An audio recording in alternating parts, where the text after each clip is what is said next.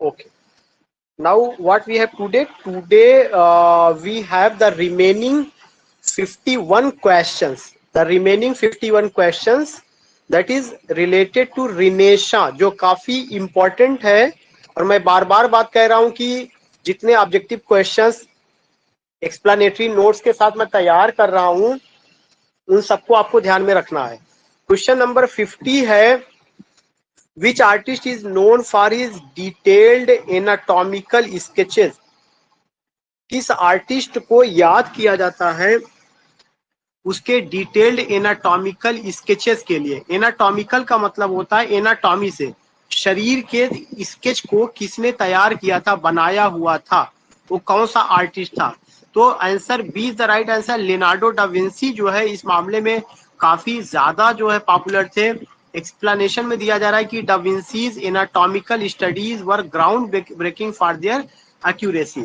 अगर क्वेश्चन ये आता है कि रिनेशा में वो कौन सा आर्टिस्ट था जिसकी अच्छी पकड़ एनाटॉमिकल स्केचेस में थी, और एनाटॉमिकल स्केचेस का क्या मतलब होता है कि शरीर के जो अंग हैं उन अंगों को लेकर के वो क्या करते थे, वो उसका स्केच तैयार करते थे। तो who is that is Leonardo da Vinci.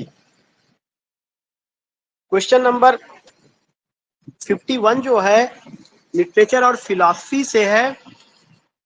51 में पूछा जा रहा है कि who wrote the Canterbury tales?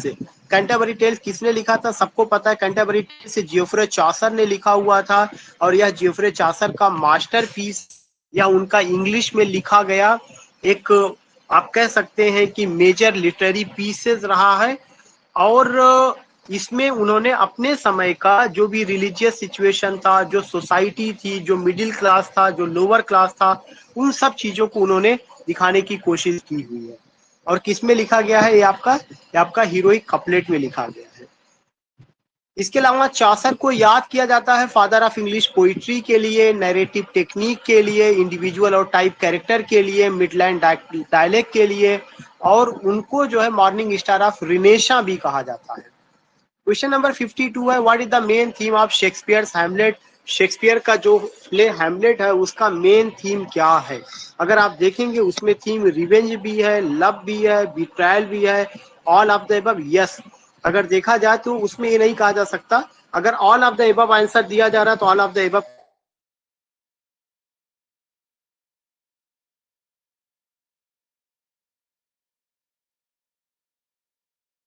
जो है। धोखेबाजी किसमें दिखाई जाती है? धोखेबाजी इयागो के ब्लड में रहा, उसके डीएनए में रहा है। और रिवेंज कहाँ पे आता है? रिवेंज की बात सबसे ज्यादा आपको देखने को मिलेगा इयागो को लगता है कि मेरी बेइज्जती की गई, मुझे बदला लेना है। क्वेश्चन नंबर 53 है, which रिनेशा writer is known for Don कुहोती?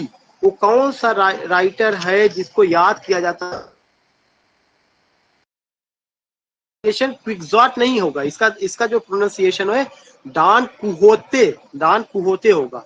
तो इसके जो राइटर है उनका Miguel de Cervantes. Answer A is the right answer. Miguel de Cervantes या सर्वेंटिस का Don Quixote is considered the first modern novel. एक पॉइंट आपको और मिला है कि डॉन कुहोती जो है यह एक, आप कह सकते हैं कि नैरेटिव स्ट्रक्चर में है। और जो डॉन कुहोती है इसके आथर का नाम क्या है? इसके आथर का नाम है माइग्यूल डी सर्वेंटिस। माइग्यूल डी सर्वेंटिस उसके आथर का नाम है।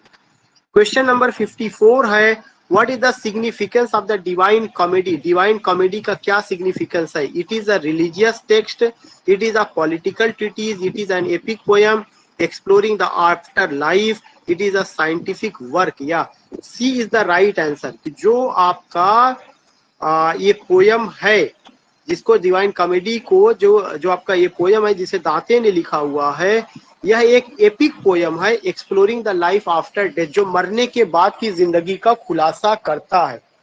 तो कल भी मैंने बताया, आज भी मैंने बताया कि बहुत ही इंपॉर्टेंट सेशन चल रहा है। हर क्वेश्चन बहुत इंपॉर्टेंट है, आपको बहुत सीरियसली चीजों को लेना है। कारण ये कि आप पहले से पढ़े हुए, आपको रिवीजन की जरूरत है। अब जैसे दान कुहोती का मिला, तो दान कुहोती को क्या कहा जाता है, एक चीज आपको मिला कि उसे modern novel, first modern novel भी कहा जाता है, ये पॉइंट। दान कुहोती का राइटर कौन है, सर्वेंटिस है, उसका पूरा क्या नाम है, माइग्यूल डी सर्वेंटिस उसका नाम है। हैमलेट तो कॉमन सा क्वेश्चन था, अपनी जगह रहा है। कैंटरबरी कॉमन सा क्वेश्चन था, अपनी जगह रहा है। लेकिन जो क्वेश्चन नंबर 50 था कि एनाटॉमिकल स्केचेस रिनेशा में किसको क्रेडिट दिया जाता है, तो that was the Leonardo da Vinci, वो क्वेश्चन बहुत इंपॉर्टेंट है। तो जो क्वेश्चन इंपॉर्टेंट है उस पर मैं आपको रिवाइज बार बार आपका कंसेंट्रेशन चाहता हूं। क्वेश्चन नंबर 55 है, which रिनेशा writer is known for his essays, किस रिनेशा राइटर को उसके एसेज के लिए जाना जाता है, माइकल डी मॉन्टेन, मॉन्टेन को, टॉमस मोर को, इरास्मस को, मैकियावेली को। वी ऑल नो कि मॉन्टेन जो कि अभी ए वाला था, उनको फादर ऑफ एसे कहा जाता है। मॉन्टेन कहाँ के थे, फ्रेंच एसेइस्ट थे। तो माइकल डी मॉन्टेन जो कि रिनेशा के फ्रेंच एसेइस्ट थे, और जिन्हें क्या कहा जाता है, Montaigne is considered the father of the essay, उन्हें फादर ऑफ द एसे के नाम से जाना जाता है। ये तो हमने थोड़ा सा वर्क से लिया। अब जो नया सेक्शन है रिलीजियस और रिफॉर्मेशन से आ रहा है। What was the main criticism of the Catholic Church during the Reformation? करें रिफॉर्मेशन के समय कैथोलिक चर्च को आलोचना का सबसे बड़ा कारण क्या था? इट्स वेल्थ एंड करप्शन, उसमें धन और संपदा बहुत ज्यादा आ गई थी। इट्स लैक ऑफ इन्फ्लुएंस, उसमें प्रभाव की कमी थी। इट्स फोकस ऑन एडुकेशन, उसका फोकस एडुकेशन पर था। It's rejection of classical learning, उसने क्लासिकल लर्निंग को रिजेक्ट किया। नो, जो रिफॉर्मेशन एक तरह से कैथोलिक चर्च के खिलाफ आया हुआ था, कैथोलिक चर्च के लोगों के पास भ्रष्टाचार का वो सेंटर बन गया था और मटेरियलिस्टिक लाइफ जी रहे थे, जिसका जिक्र जो है अगर आप देखेंगे तो कैंटरबरी टेल्स में भी कुछ हद तक देखने को मिलता है। चाहे वो प्रायोरिस रही हो कैरेक्टर, चाहे आपके मांक रहे हो, ये जितने भी धार्मिक किरदार थे, धार्मिक कैरेक्टर थे, धन का इकट्ठा करना, धन के प्रलोभन में आना, और जितने भी धार्मिक इंस्टीट्यूशन थे वो सब भ्रष्टाचार का अड्डा बन गया था। तो answer A is the right answer जो है उसमें आना चाहिए कि what was the main criticism of the Catholic, वो आपका क्या था, इट्स वेल्थ एंड करप्शन। आगे लिखा गया reformers like Luther, Luther means Martin Luther, criticise the church practices, उन्होंने चर्च की प्रैक्टिस को क्रिटिसाइज किया, such as the sale of the indulgence, इस तरह की चीजों को। 57 में है, which Protestant leader founded Calvinism, किस प्रोटेस्टेंट लीडर ने काल्विनिज्म की स्थापना की है? काल्विनिज्म की स्थापना जॉन काल्विन ने की है, उन्हीं के नाम पर काल्विनिज्म आया हुआ। आंसर है जॉन काल्विन। एक्सप्लेनेशन में कहा गया काल्विन से teaching form the basis of Calvinism, जो काल्विन थे पादरी जो थे, उनकी टीचिंग ने काल्विनिज्म को जन्म दिया है। What was the next है 58, what was the outcome of the Council of Trent, जो Council of Trent था उसका क्या रिजल्ट था, उसका क्या मकसद था? उसका जो मकसद था, पहला ये है द रिफॉर्मेशन एंडेड, रिफॉर्मेशन का जो मूवमेंट था ये खत्म हो गया। The Catholic church reformed itself, B answer is the right answer. और सारे ऑप्शन पे मैं नहीं जा रहा हूँ, सीधे सीधे मैं बी पे बता रहा हूँ कि काउंसिल ऑफ गठन ही इसीलिए किया गया था कि जितने कैथोलिक चर्च हैं उनमें रिफॉर्म किया जाए। The Catholic church reformed itself, Catholic church में सुधार लाया जाए। तो आंसर में क्या आया है कि the Catholic church reformed itself, the council of Trent addressed corruption and clarified doctrines. 59 है, which English monarch establish the church of England, किस अंग्रेज राजा ने जो है क्या किया, चर्च ऑफ इंग्लैंड की स्थापना की? Henry eighth. ये क्वेश्चन बहुत इंपॉर्टेंट है, ये पूछा जा चुका है। हेनरी एट्थ ने की है, एलिजाबेथ फर्स्ट ने किया हुआ है, मेरी फर्स्ट ने किया है, एडवर्ड सिक्स ने किया है। Answer A is the right answer. और हेनरी एट्थ ने किसका, जो चर्च ऑफ इंग्लैंड था उसकी स्थापना की है। क्यों? क्योंकि चर्च ऑफ इंग्लैंड को एंग्लिकन चर्च कहा जाता है, और पहले पूरा का पूरा यूरोप कौन से कैथोलिक चर्च से चलता था, और कैथोलिक चर्च कहाँ पर था, इटली में था। तो कैथोलिक चर्च में भ्रष्टाचार, वेल्थ, करप्शन, ये सब चीजें हो गई थी, और उसमें सुधार लाने के लिए रिफॉर्मेशन मूवमेंट आया। तो रिफॉर्मेशन जो मूवमेंट आया था, तो इंग्लैंड के राजा, इंग्लैंड के बड़े बड़े दरबारी लोग, दरबार में रहने वाले लैंडलॉर्ड जो थे, कोर्टियर, मिनिस्टर, वे सब अपने मूवमेंट से प्रभावित हुए, और उन्होंने कहा कि अब मैं जो है कैथोलिक चर्च में विश्वास नहीं करूंगा, बल्कि अपने साम्राज्य में मैं खुद एक चर्च स्थापित करूंगा, जिसको क्या कहा गया, चर्च ऑफ इंग्लैंड कहा गया। और कहा गया कि जो इंग्लैंड का धार्मिक विश्वास होगा वो इंग्लैंड के चर्च के हिसाब से चलेगा जो है। और इस चर्च की स्थापना किसने किया था? इस चर्च की स्थापना हेनरी एट्थ ने किया हुआ था। इसलिए यह एक बहुत इंपॉर्टेंट पॉइंट है। Henry eighth broke with Catholic church to establish the church of England. Henry eighth ने सारा नाता तोड़ दिया था। किससे सारा नाता तोड़ दिया था? कैथोलिक चर्च से तोड़ दिया था। और उन्होंने स्टैब्लिश किया, क्या स्टैब्लिश किया? The church of England. Question number 60 है, what was the impact of the reformation on Europe? Europe पर रिफॉर्मेशन का क्या प्रभाव पड़ा? It unified Europe under one religion. इसने यूरोप को to religious wars and divisions. इसने क्या किया? यूरोप में जो है धार्मिक झगड़ों को जन्म दिया और लोगों में बंटवारा वगैरह हुआ। It had no impact on religion. इसका रिलीजन पर कोई प्रभाव नहीं पड़ा। It ended the renaissance. इसने रिनेशा का खत्म किया। नो, रिफॉर्मेशन मूवमेंट का ही प्रभाव था कि इंग्लैंड अपने आप को कैथोलिक चर्च से अलग कर लेता है और कहता है कि मैं इंग्लिश चर्च की स्थापना करूंगा राजा हेनरी एट्थ के समय। तो रिफॉर्मेशन ने यूरोप में धार्मिक लड़ाई को जन्म दिया और क्रिश्चियनिटी दो हिस्सों में बढ़ जाती है। एक हिस्से को प्रोटेस्टेंट कहा जाता है और दूसरे हिस्से को कैथोलिक कहा जाता है। तो हमें ये पॉइंट बहुत ज्यादा ध्यान में रखना है कि it led to religious wars and divisions. The reformation cast, इसने क्या किया? इसने जो है रिलीजियस वार्स और डिवीजन को बढ़ावा दिया।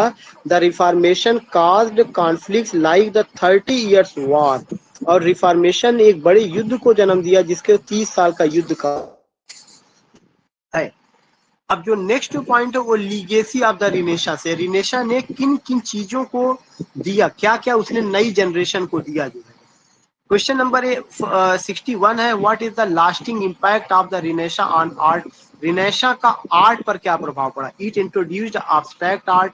It established realism and humanism in art. Answer B is the right answer. Renaissance के आने से, ये बी पे मैं टिक लगाया हूं, मैं यहाँ पे सही टिक लगा दे रहा हूँ। रिनेशा के आने से सबसे बड़ा जो प्रभाव पड़ा वो रियलिज्म का आया। रियलिस्टिक चीजों को दिखाया गया और मानवतावादी सोच को प्रेजेंट किया गया। It established realism and humanism in art. It establish realism and humanism in art. Explanation क्या दे रहे हैं? Renaissance art set standard for realism and human expression. जो रिनेशा आर्ट है इसने स्टैंडर्ड स्थापित किया, किसके लिए? रियलिज्म के लिए और ह्यूमन एक्सप्रेशन के लिए। क्वेश्चन नंबर 62 है, how did the रिनेशा influence education? Renaissance ने एजुकेशन को कैसे इन्फ्लुएंस किया? It promoted classical learning and critical thinking. It discouraged the study of humanities.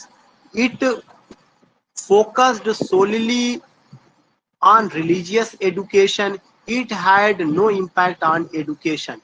तो ऑप्शन ए को जो देखिएगा कि how did the रिनेशा influence education? It promoted classical learning and critical thinking. इसने क्लासिकल लर्निंग का मतलब Greco Roman art, culture and civilization, उसको बढ़ावा दिया गया। तो it promoted classical learning and critical thinking. और आगे क्या बता रहे हैं? Humanist education emphasize the liberal arts and individual potential. Question number 63 है, what is the significance of the printing press? Printing press का क्या महत्व था? It limited the spread of ideas. It made books more expensive. It revolutionized the disseminate of knowledge. It was used only for religious text. C, printing press के आने से बहुत सारी किताबें छपी और ज्ञान को समझने में, उसको डिजिमिनेट करने में, ज्ञान को का एनालिसिस करने में, उसका जो है एक तरह से आप कह सकते हैं उसको एग्जामिन करने में, डिजामिनेट करने में इसने बहुत इंपॉर्टेंट रोल अदा किया। तो it revolutionize the dissemination of knowledge. आगे एक्सप्लेनेशन में आ रहा है कि the printing press enabled mass production of books spreading renaissance ideas. Question number 64 है, which रिनेशा idea influence the enlightenment? किस रिनेशा आइडिया ने इनलाइटमेंट को इन्फ्लुएंस किया? Humanism and individualism, feudalism, religious dogma, military conquest renaissance ने सबसे ज्यादा अगर किसी चीज को इनलाइटमेंट किया तो ह्यूमनिज्म और इंडिविजुअलिज्म को, ये कई बार पूछा जा चुका है। Renaissance humanism led the groundwork for enlightenment of thinking. Renaissance की इनलाइटमेंट का मतलब ह्यूमनिज्म और इंडिविजुअलिज्म, मानवतावादी सोच और व्यक्तिवादी सोच, मानवतावादी सोच और व्यक्तिवादी सोच। क्वेश्चन नंबर 65 है, what is the Renaissance legacy in modern society. Renaissance की क्या लीगेसी रही है मॉडर्न सोसाइटी में, मॉडर्न सोसाइटी को रिनेसा ने क्या दिया है। It shaped modern art science and thought, इसने मॉडर्न आर्ट साइंस और थॉट को जो है आगे बढ़ाया। It had no lasting impact, इसका कोई लास्टिंग इम्पैक्ट नहीं रहा। It revived feudalism, it ended the study of classical text, इसने क्लासिकल टेक्स्ट की स्टडी को खत्म किया। It ended the classical. अगर आप देखिए तो इसमें इन्होंने जितनी चीजें, what was the Renaissance legacy in modern society, it shaped modern art science and thought, सबसे इंपॉर्टेंट चीज यही है कि it shaped modern art science and thought, it shaped modern art science and thought. जो आधुनिक हम कला की बात करते हैं, आधुनिक विज्ञान की बात करते हैं और आधुनिक थॉट की बात करते हैं, उसका सबसे ज्यादा अगर किसी ने दिया तो रिनेसा ने दिया। The Renaissance emphasis on humanism and inquiry continues to influence modern culture। Art और आर्किटेक्चर का आ रहा है क्वेश्चन नंबर 66 से, which renaissance architect designed Saint Peter's basilica in Rome. कह रहे हैं कि वो कौन से जो है आर्किटेक्ट थे जिन्होंने रोम के सेंट पीटर बेसिलिका को डिजाइन किया है। तो दैट इज सी डोनाटो ब्रामांटे। डोनाटो ब्रामांटे जो थे आर्किटेक्ट थे, इन्होंने सेंट पीटर्स बासिलिका जो रोम में है उसको डिजाइन किया था, उसके आर्किटेक्ट को डिजाइन किया था। अगर ये क्वेश्चन आता है ये आर्किटेक्ट का क्वेश्चन थोड़ा सा टिपिकल होगा, इसलिए मैं आपसे बार बार कह रहा हूं, इसको आपको जरूर ध्यान में रखना है कि किसने किया, इसको किया हुआ है। तो आगे क्या बता रहे हैं एक्सप्लेनेशन में कि ब्रामांटे वाज द ओरिजिनल आर्किटेक्ट, दो माइकल एंजेलो लेटर कंट्रीब्यूटेड, बाद में इसमें माइकल एंजेलो ने भी कंट्रीब्यूट किया हुआ है, लेकिन इसके आर्किटेक्ट को ओरिजिनली अगर डिजाइन करने का क्रेडिट किसी को दिया जाएगा तो किसको दिया जाएगा, ब्रामांटे को दिया जाएगा। क्वेश्चन नंबर 67 है, what is the significance of the Vitruvian man by Leonardo da Vinci. कह रहे कि जो क्या सिग्निफिकेंस है, क्या महत्व है लियोनार्डो डा विंसी के विट्रूवियन मैन का, इसमें क्या दिखाया गया। It depicts the ideal human proportion, या इट्स अ वेरी इंपॉर्टेंट। जो आपके का ये वर्क है विट्रूवियन मैन, वर्टूवियन मैन, किसके द्वारा, लियोनार्डो डा विंसी के द्वारा। इसमें क्या दिखाया गया आंसर में, it depicts the ideal human proportion. जो एक आइडियल मानव होता है, उस आइडियल मानव की इमेज को, या उसका एक आइडियल मानव किसे कहा जा सकता है, उसकी तस्वीर को इसमें तस्वूर किया गया है। The Virtuvian man reflects the Renaissance focus on human anatomy and classical ideas. Question number 68 है, which artist is known for the last supper. किस आर्टिस्ट को लास्ट सपर के लिए याद किया जाता है, लियोनार्डो डा विंसी को याद किया जाता है लास्ट सपर के लिए। Da Vinci's last supper is a masterpiece of renaissance art. ये क्वेश्चन पूछा जाता है सपर किसका है, लियोनार्डो डा विंसी का है। आपको ये मैं बार बार बता रहा हूँ, जैसे सपर लियोनार्डो डा विंसी का हो गया। वर्चुवियन मैन किसका है, वो भी लियोनार्डो डा विंसी का है, और इसमें किसका जो है डिपिक्शन किया गया, आइडल ह्यूमन प्रोपोर्शन का डिपिक्शन किया गया है। अगला क्वेश्चन क्या था कि सेंट पीटर बेसिलिका जो रोम में है, उसको किसने, उस आर्किटेक्ट को डिजाइन किया हुआ, उसको डिजाइन करने वाले आदमी का नाम डोनाटो ब्रामांटे था, यद्यपि कि बाद में उसमें माइकल एंजेलो ने कंट्रीब्यूट किया हुआ है। तो ये सब आपको ध्यान में रखना है। क्वेश्चन नंबर 69 है, what is the significance of the David statue by Michael Angelo. करें कि जो डेविड का स्टेच्यू है माइकल एंजेलो के द्वारा तैयार किया गया है, इसका क्या महत्व है। It symbolizes the strength and beauty of the human form. Yes, answer A is the right answer, कि जो डेविड का स्टेच्यू बनाया गया माइकल एंजेलो के द्वारा, ये क्या बताता है? मानव की शक्ति और मानव की खूबसूरती को दर्शाता है रिनेशा के समय में। David represent the renaissance ideal of human perfection. David एक ऐसा कृति है जो दिखाता है कि जो ह्यूमन परफेक्शन है वो इसमें रहता है। क्वेश्चन नंबर 70 है, which renaissance artist is known for his use of यस स्फोमेटो। कह रहे कि कौन सा रिनेशा आर्टिस्ट स्फोमेटो के लिए याद किया जाता है? Leonardo da Vinci, Michelangelo, Raphael, Donatello. Leonardo da Vinci को याद किया जाता है स्फुमाटो। ये क्या था? A technique of being colour. यह एक ऐसी टेक्निक थी, कलर की टेक्निक थी। इस प्रोमिनेंट, ये ज्यादातर प्रोमिनेंट था, मुख्य रूप से यूज किया गया है लिनार्डो डा विंसी के अपने चित्र में जिसका नाम मोनालिसा है। तो एक तो यही क्वेश्चन पूछा जाता है, मोनालिसा लिनार्डो डा विंसी का है। और इस चित्र की खासियत क्या है कि इसमें कलर की एक टेक्निक का यूज किया गया है जिसमें ब्लेंडिंग कलर है, मिला करके उसको जो है। अब साइंस और टेक्नोलॉजी से क्वेश्चन है कि मैं थोड़ा सा आपका रिस्पांस जानना चाहता हूँ। आपको सारी बातें समझ में आ रही हैं?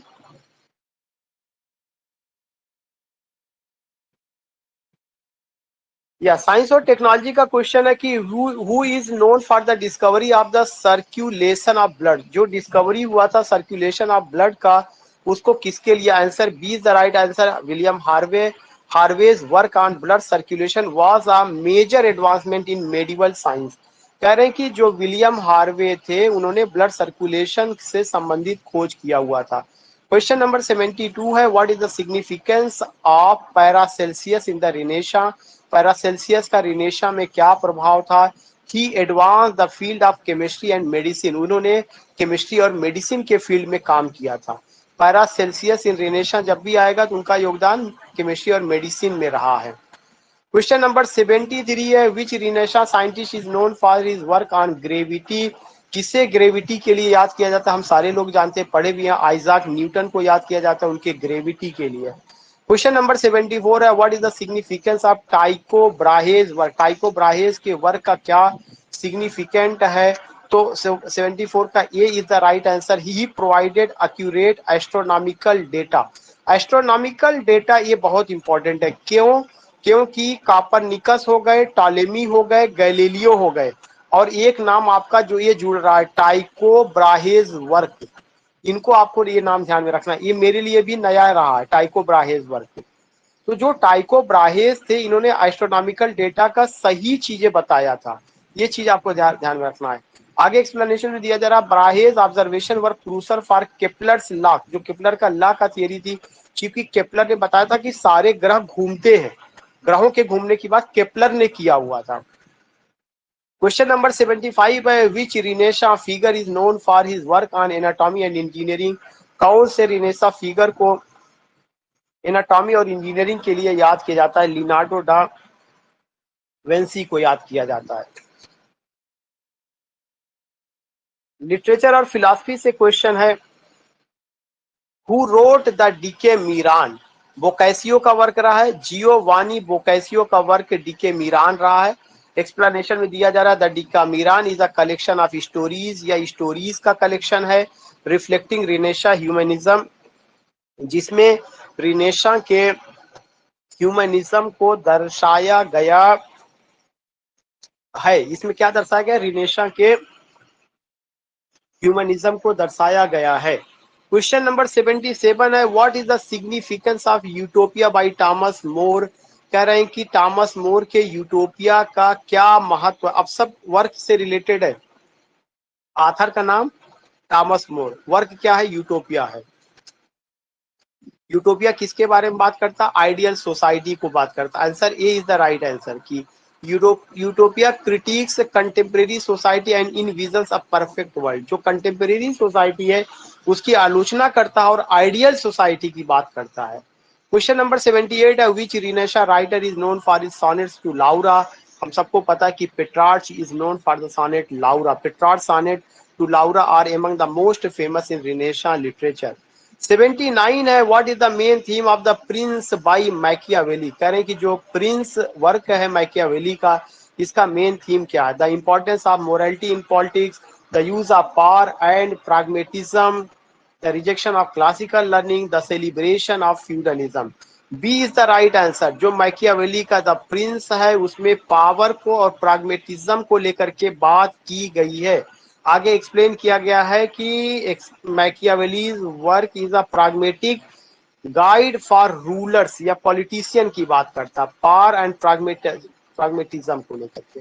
विच रिनेशा writer is known for the Praise of Folly, Erasmus का है, और यह जो है रिलीजियस वर्क है। इरेस्मस का प्रेज ऑफ फॉली जो कि इंग्लिश चर्च वगैरह की आलोचना करता है, चर्च की आलोचना। एक्सप्लेनेशन क्या है? The Praise of Folly is a satirical critique of society and the church, church की आलोचना करता है। आगे और रिलीजियस को लेकर के बात की जा रही है 81 का। What was the main goal of the Protestant Reformation? Protestant reformation का मेन गोल क्या था? To reform the Catholic church, उनका मेन गोल था कैथोलिक चर्च का रिफॉर्म किया जाए। Who, which Protestant leader emphasized predestination? किस प्रोटेस्टेंट लीडर ने जो है प्रीडेस्टिनेशन को डिसाइड किया कि आपका भाग्य पहले से डिसाइडेड है? ये किसका कॉन्सेप्ट है? काल्विन का, जॉन काल्विन का। बी अगर कभी भी आता है, जॉन काल्विन कौन थे? प्रोटेस्टेंट लीडर थे। उन्होंने रोमन कैथोलिक चर्च के खिलाफ बात किया जो है, और उन्होंने कहा मैन अपना भाग्य पहले से डिसाइड कर लेता। प्री डेस्टिनेशन की उन्होंने बात किया हुआ है। किसने बात किया? जॉन काल्विन ने बात किया हुआ है। क्वेश्चन नंबर 3 है, what was the impact of the reformation on education? कह रहे हैं कि रिफॉर्मेशन का क्या इम्पैक्ट पड़ा एजुकेशन पर? It promoted literary and vernacular education. Yes, ये इज द राइट आंसर कि जो रिफॉर्मेशन था इसने लिटरेसी और वर्नाकुलर एजुकेशन को बढ़ावा दिया। The reformation encourage the transition of the Bible, reformation ने बाइबल के ट्रांजिशन को बढ़ाया इनटू वर्नाकुलर लैंग्वेजेस, तमाम जो भाषाएं थी उसमें उसका ट्रांसलेशन हुआ। लोग बाइबल की ओरिजिनलिटी से वाकिफ हुए, लोग बाइबल को पढ़े, लोग बाइबल को समझे। क्वेश्चन नंबर 84 है, which English monarch was known as the virgin queen? किस इंग्लिश मोनार्क को वर्जिन क्वीन कहा जाता है जिसकी शादी नहीं हुई थी? क्वीन एलिजाबेथ फर्स्ट, हम सारे लोग जानते हैं। Elizabeth first reign is often called the Elizabethan era, a golden age of English history. तो वर्जिन क्वीन किसको कहा गया? क्वीन एलिजाबेथ को। 85 का क्या था? What was the outcome of the Peace of Augsburg? एक संधि हुई थी पीस ऑफ ऑक्सबर्ग जो 1555 में हुई थी। इसका क्या मकसद था? It establish the principle of cuius regio eius religio, it ended the Renaissance. पहला ही है कि it establish the principle of cuius regio eius, बहुत ज्यादा इंपॉर्टेंट आपका नहीं, फिर भी आप इसको सुने रहिए कि संधि जो है 1555 में एलिजाबेथन एज में ही हुई है। The Peace of Augsburg allowed rulers to choose the religion. इस संधि ने क्या किया था? रूलर को अलाउ किया था वे अपने रिलीजन को अपने क्षेत्र में जैसा चाहे जो है वैसा बढ़ाएं या उसको चूज करें। रोमन कैथोलिक चर्च को चूज करना चाहते उसके अनुसार चले, या प्रोटेस्टेंट को चूज करना चाहते हैं तो उसके अनुसार चले। लिगेसी ऑफ द रिनेशा करके है कि what is the significance of the Renaissance in modern literature? Renaissance का मॉडर्न लिटरेचर में क्या असर पड़ा? जो आपका पहला आंसर है राइट है कि it emphasize classical learning and critical thinking. इन्होंने लोगों के बीच में क्लासिकल लर्निंग और क्रिटिकल थिंकिंग को जन्म दिया। How did the रिनेशा influence modern science? इसने कैसे मॉडर्न साइंस को प्रभावित किया? It promoted observation and experimentation. इसने जो क्या किया? ऑब्जर्वेशन और एक्सपेरिमेंटेशन को जन्म दिया। जो साइंटिफिक रिवोल्यूशन वगैरह तमाम काम हुए इसमें। क्वेश्चन नंबर 88 है, what is the Renaissance's legacy in art? रिनेशा का जो लीगेसी है आर्ट में वो क्या आया? It establish realism and humanism in art. इसने क्या किया? रियलिज्म और ह्यूमनिज्म को आर्ट में। Renaissance art set standard for realism and human expression. Question number 89 है, which रिनेशा idea influence the Enlightenment? किस रिनेशा आइडिया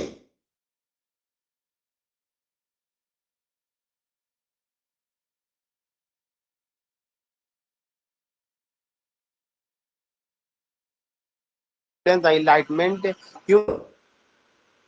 रिपीट किया गया है? क्वेश्चन नंबर 90 है, what is the Renaissance legacy in modern society? Renaissance का modern society पर क्या असर पड़ा? वही आप 90 का A, it shaped modern art science और थॉट को बढ़ावा दिया है। आगे है 91 में, which explorer is known for the discovery of the Pacific Ocean? किसने पैसिफिक ओशन की खोज की? फर्डिनांड मार्जिलियन ने। फर्डिनांड मार्जिलियन ने जो है पैसिफिक जो अभियान था रीच द पैसिफिक ओशन, वो पैसिफिक ओशन में पहुंचे थे कब? 1520 में। तो हमें ये ध्यान में रखना है, which explorer is known for discovering the Pacific Ocean. जो आपके मार्जिलियन एक्सपीडिशन रहा है वो पैसिफिक ओशन में 1520 में पहुंचते हैं। What was the significance of Amerigo Vespucci's voyage? करें कि क्या सिग्निफिकेंस था Amerigo Vespucci voyage का? He proved that the Americans were a new continent. He discovered the Americans. He circumnavigated the globe. He explored the Arctic. फिर से question देखिए, what was the significance of Vespucci's voyage? He proved that the Americans were a new continent. इसने ये बताया कि America एक नया continent है। ये हमें ध्यान में रखना है, कोलंबस तो रास्ता ढूंढे, वो तो अपनी जगह है, लेकिन अमेरिका एक महाद्वीप है, कॉन्टिनेंट है एक अलग जो है। इसकी बात अगर किसी ने किया है तो किसने किया हुआ? वेस्पुकीज ने किया। वेस्पुकीज की समुद्री यात्रा से ये चीज आया है। क्वेश्चन नंबर 93 है, which explorer is known for making the coast of Africa? किस एक्सप्लोरर ने अफ्रीका के कोस्ट को जो है मैपिंग किया है? वास्को डिगामा ने, बार्थोलोम्यू डायस ने, या बार्थोलोम्यू डायस ने। वास्को डिगामा जब भी आएगा इंडिया, कोलंबस जब भी आएगा अमेरिका आएगा, और अभी पैसिफिक ओशन की जब भी बात की जाएगी फर्डिनांड मैजिलन की बात की जाएगी, और ये बताया जाएगा कि अमेरिका को एक नए कॉन्टिनेंट के रूप में जो है किसने किया, तो इसकी जो बात की जाएगी ये सब चीजें रहेंगी। मैं फिर से जानना चाहता हूँ, आवाज मेरी सबको जा रही है, सब समझ में आ रहा है? बिकॉज अभी क्लास के बाद आपको अपना फीडबैक भी देना पड़ेगा। Which explorer is known for mapping the coast of Africa? ये तो आपको बता दिया गया कि बार्थोलोम्यू डायस का था। Bartholomew Dias was the first European to sail around the southern tip of Africa. Bartholomew Dias पहले थे जिन्होंने अफ्रीका के दक्षिणी पार्ट में यात्रा किया। क्वेश्चन नंबर 94 है, what was the impact of the रिनेशा on exploration? क्या इंपैक्ट पड़ा रिनेशा का एक्सप्लोरेशन पर? वही आंसर यही है, it led to the discovery of new lands. कह रहे हैं कि रिनेशा में जो भी खोज हुआ, जो भी जहाजी बेड़ा गया, जो भी अभियान चलाया गया, उसने नए लैंड्स और नए रूट्स की खोज की है। ये चीज बहुत इंपॉर्टेंट रहा है। Which explorer is known for the naming of the America? कौन सा एक्सप्लोरर है जिसने अमेरिका का नाम रखा था, उसको जो है दिया गया? तो अमरजियो वेस्पुकी। कोलंबस ने तो खोज किया था, लेकिन उसको नाम देने वाला जो होगा कि एक नया कॉन्टिनेंट है, ये चीज किसको दिया जाएगा? अमर या अमेरिगो। इसी अमेरिगो से ही अमेरिका पड़ा हुआ, ये चीज ध्यान में रखना है। अमेरिगो वेस्पुकी, ये चीज रहा, Amerigo Vespucci. The American are named after Vespucci, Amerigo Vespucci के नाम पर। 4 क्वेश्चन और पॉलिटिकल और सोशल चेंज को लेकर के है। What was the impact of the Renaissance and feudalism? It led to the decline. Yes, feudalism का पतन हुआ। आंसर 96 का ये is the right answer, feudalism का पतन हुआ। Which Renaissance thinker emphasized the importance of civic humanism? किस रिनेशा thinker ने सिविक ह्यूमनिज्म पर बात किया? Which Renaissance thinker emphasized the importance of civic humanism?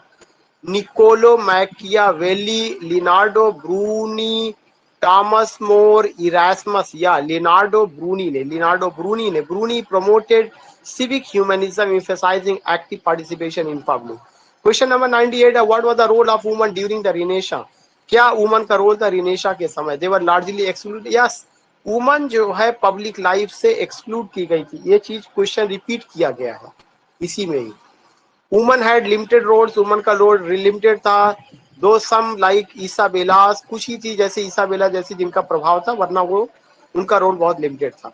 Which रिनेशा figure is known for his work? कौन से रिनेशा फिगर को उसके वर्क के लिए याद किया जाता on political theory? Niccolo Machiavelli, Leonardo da Vinci, Michelangelo, Raphael. Yes, that is who? That is Niccolo Machiavelli. Niccolo Machiavelli का जो प्रिंस है, यह एक उनका पॉलिटिकल थियरी पर दिया गया वर्क है। क्वेश्चन नंबर 100 है, what was the impact of the रिनेशा on individualism. Renaissance का इंडिविजुअलिज्म पर क्या प्रभाव पड़ा? Answer A is the right answer. It promoted the idea of individual potential and achievement. Individualism का ये प्रभाव पड़ा कि रिनेशा ने हर व्यक्ति के अंदर इस भावना को जगाया कि आपकी अपनी पहचान होनी चाहिए, आपका अपना काम होना चाहिए, आपकी अपनी आइडेंटिटी होना चाहिए, आपका अपना अचीवमेंट होना चाहिए और आपकी आइडेंटिटी इंडिविजुअल होनी चाहिए। तो in this way I have done my job. Now the I just want to say each and everyone, as we have Pramesh, we have Sayyada, we have Preeti, we have these three aspirants. I just want to know ki how did you find the class? What's your opinion ki 100 question हम लोगों ने रिनेशा पे किया, क्या हमने 100 question जो रिनेशा पे किया काफी हद तक कवर हुआ हमारा या नहीं हुआ, या क्या चीजें हैं? 1 by 1 मुझे एक एक आप लोग अपना अपना वो दीजिए ओपिनियन।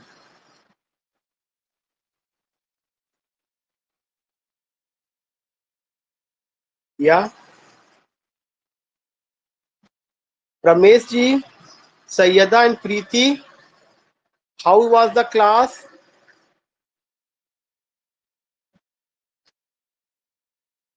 ज्वाइन करने में या बट लेकिन लेट हो गया था।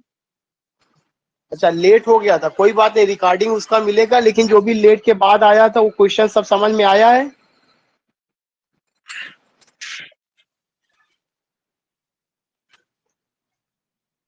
क्वेश्चन जो आपको सॉल्व कराया गया, रिनेशा पढ़ा चुके ना आपको? जी सर। अच्छा, वो सब समझ में आया। सैयदा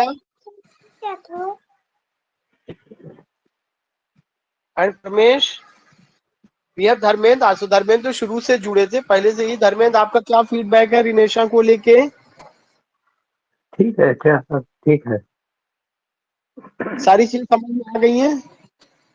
जी sir. You got 100 sir question इसके या? Hello sir. सर इसके निशा के वर्क पे जो इसमें जो प्रोज पोएट्री ड्रामा नॉवेल आए थे, इस पे थोड़ा डिस्कस हो जाता सही था सर।